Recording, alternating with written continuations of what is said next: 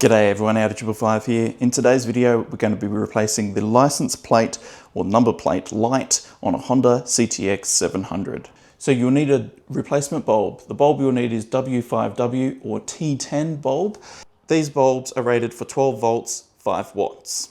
And you'll also need a Phillips head screwdriver. So you'll know your bulb is blown because it doesn't come on when your headlight's on. So firstly, remove these two Phillips head screws. Then wiggle this part to loosen it and pull it straight off. To remove the globe, just pull it out. And I can see on mine, the filament has burnt out. Now insert the replacement bulb. I'm just using this rag so I don't put fingerprints on it, because after a while those fingerprints will stain the bulb. You don't have to worry about polarity, it will go in either way.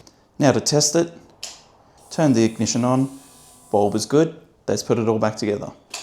Now the bottom of this has a clear window that allows the light to shine through, and you can get a little bit of dust building up on the inside. So I would recommend giving this a wash out first, then a dry before reinstalling it.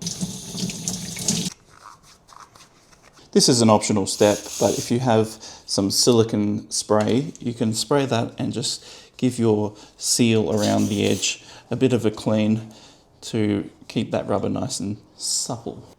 Now screw it back on, and you're done. And now check this out. Look at that. Perfect. Well, thank you very much for watching this video on how to install a number plate light globe on a Honda CTX700. And keep safe out there on the roads, down two wheels, not on your head, and I'll see you all next time. Laters!